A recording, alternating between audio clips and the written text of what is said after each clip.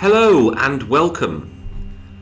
This audio recording is designed for students sitting the CIE IGCSE History exam, and we'll go over a question today which may be found in a Part C question on Paper 1. You might find it useful to have a pen and paper to hand, or you might just want to listen through as part of your revision.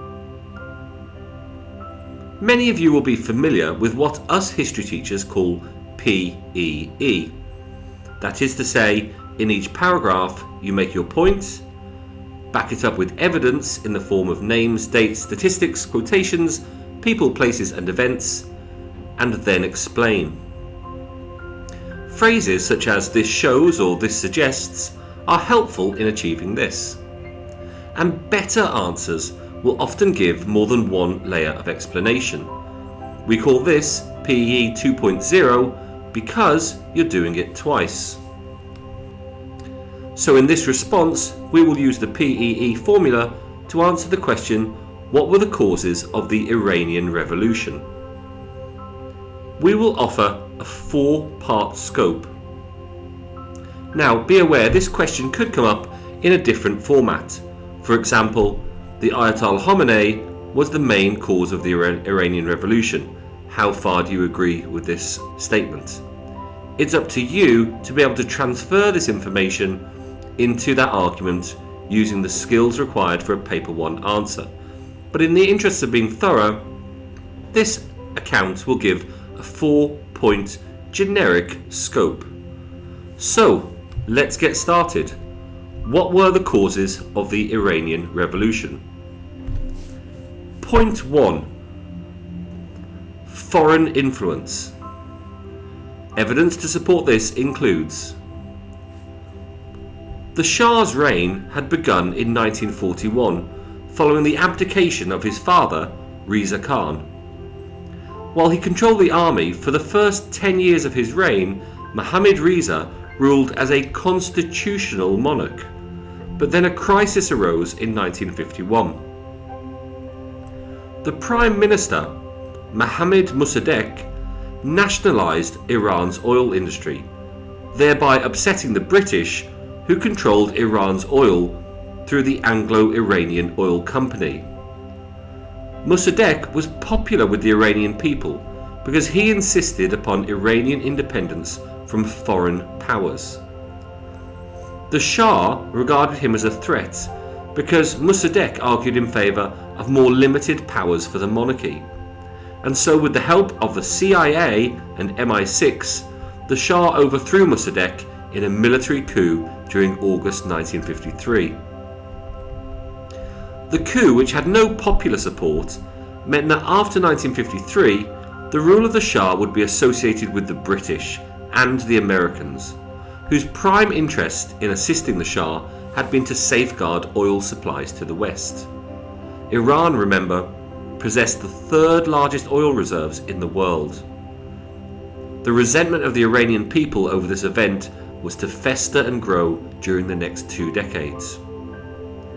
The influence of the USA became more apparent when the Shah began importing large quantities of American foodstuffs, including cattle and poultry, which undercut the efforts of local farmers. The Shah also damaged the interests of the bazaar merchants when he tried to introduce American-style shopping malls. So, in explaining our first point, you may wish to give an account of how the Shah's regime became heavily associated with foreign domination. Point 2. The Shah's failed modernization program. Evidence to support this includes: modernization of Iran's transport network, industry and education system had begun during the 1920s under Reza Khan. Shah Mohammad Reza continued these plans and launched what became known as the White Revolution after 1963. The main features of this program were land reform, industrial expansion, and health and educational reforms. Yet many of the reforms were soon regarded as inadequate, or they simply backfired. Land reform, for example, was designed to modernise Iran's rural areas by redistributing land amongst the peasantry. In fact, most peasants ended up with holdings only just sufficient to support their families, and so were no better off than landless labourers. Most villages still lacked piped water, electricity, roads, and other basic services. Although the health reforms increased the number of doctors, nurses, and hospital beds, as late as the mid-1970s, Iran still had one of the worst infant mortality rates and doctor-patient ratios in the Middle East. Similarly, the expansion of education failed to make significant reductions in the high levels of adult illiteracy, or to alter the low proportion of the population in higher education. By the late 1970s, the distribution of income in Iran was more unequal than it had been 20 years earlier, with the richest 10% accounting for 38% of expenditure, compared to 1.3% for the poorest 10%. This inequality was particularly obvious and visible in Tehran, where the rich lived in luxurious palaces, while the poor lived in shantytown hovels without proper roads. A member of the royal family was rumoured to have questioned why, if people did not like being stuck in traffic jams, they didn't buy helicopters. This insensitivity of the ruling regime was underlined by instances of conspicuous consumption, such as the Shah's multi-million-dollar coronation, held in October 1967, and the building of the Shah Yad Monument, constructed to remind everyone of the achievements of modern Iran under the Pahlavi dynasty. Those opposed to the Shah's rule compared the scale of urban poverty and unemployment with the vast sums spent on military expansion. By 1975, Iran had the largest navy in the Persian Gulf, the largest air force in Western Asia, and the fifth largest army in the world. And all this was paid for out of oil revenues that had increased from $34 million in 1954 to $20 billion in 1975. Iran was unquestionably a wealthy country, but the majority of the population experienced very modest, if any, improvement to their standard of living. And so, in explaining point 2, you may wish to argue that whilst the Shah did try to modernise Iran, his reforms didn't impact on the ordinary person. Point 3. Repressive government. Evidence to support this includes: after 1953, the Shah made sure that the cabinet and parliament were packed with individuals agreeable to himself. Prime ministers were mostly young, Western educated, and prepared to accept the Shah's leadership. Under such a system, the main political parties, Milliyun, Iran Novin, and Mardam, became a sham and was sometimes referred to as the yes and yes sir and yes of course parties. Nevertheless, in March 1975, the Shah decided to establish a one-party state, declaring the existence of a new Resurgence Party. It immediately began making new enemies for the Shah's regime by waging an anti-profiteering campaign in the bazaars and attacking the clerical establishment. One of the more insensitive acts of the new party was to introduce a new imperial calendar, which supplanted the Muslim calendar. Iran changed overnight from the Muslim year 1355 to the imperial year 2535. Moreover, opposition to the Shah's rule was rooted out by a new intelligence service or secret police known as Savak. Established in 1957 with the help of the FBI and the Israeli Mossad, it expanded into an organization of 5,000 agents and an unknown number of informers.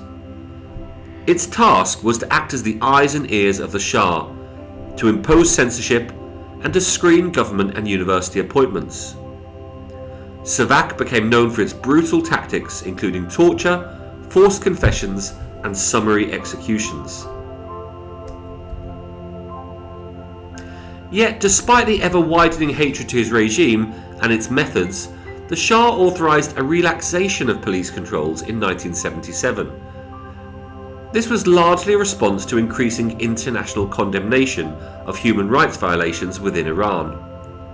He also agreed to release a number of political prisoners, to allow the Red Cross into prisons, and introduce measures to ensure a fair trial in courts. These concessions, however, gave a massive boost to opposition groups, who immediately became more evident and more vocal, issuing newsletters, publishing manifestos, and forming new organisations of protest. In short, he had whetted their appetite for further reform.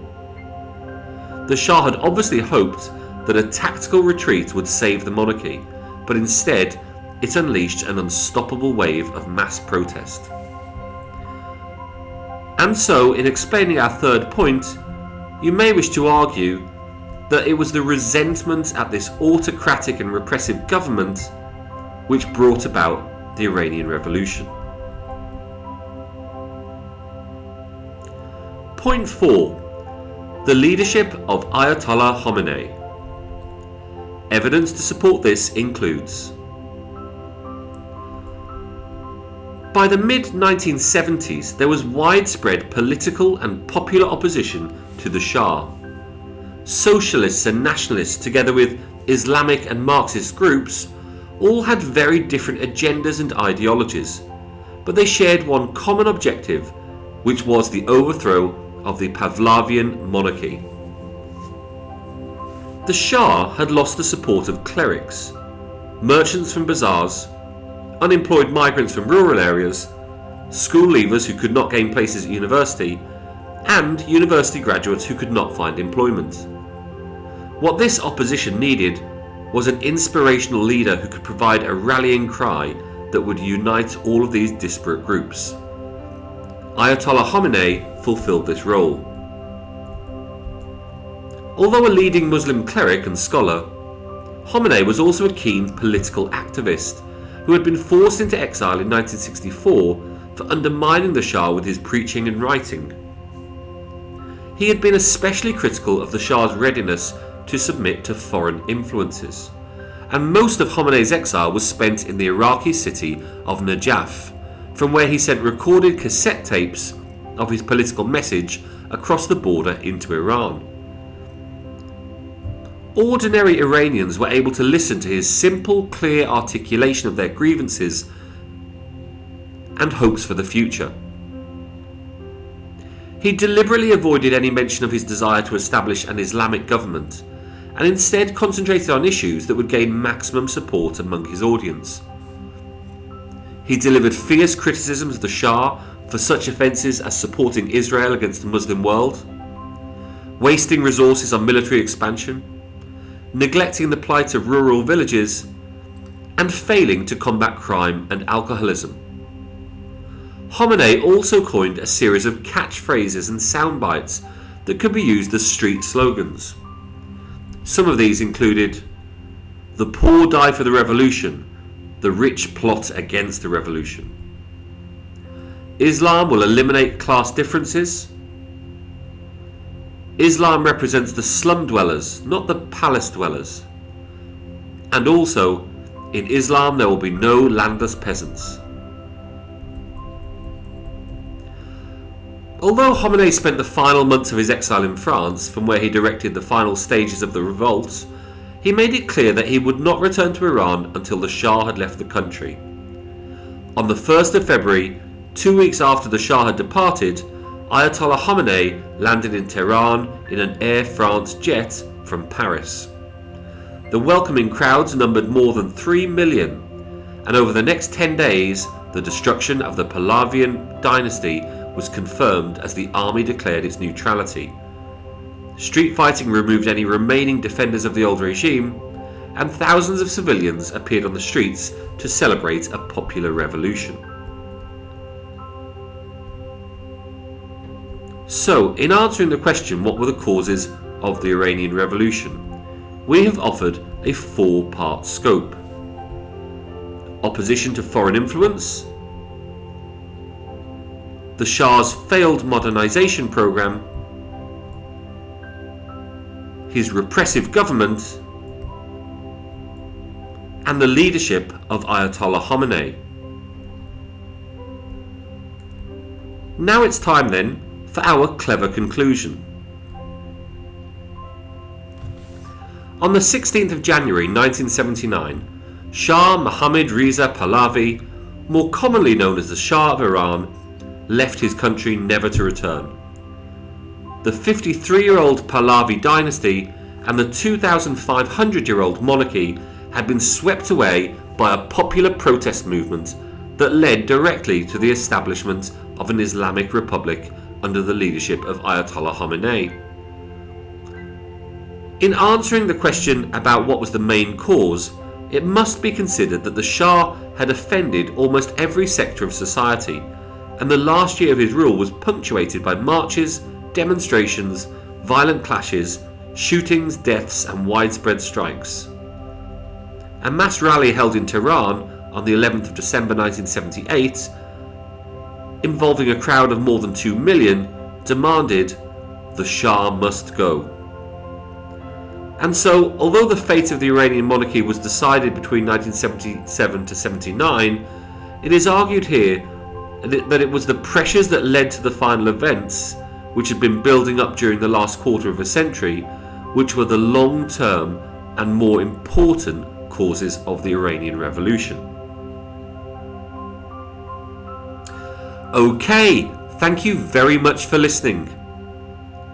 Feel free to follow me on Twitter at Mr. Guiney History, or you can subscribe to my YouTube channel for further pieces of advice. Bye bye!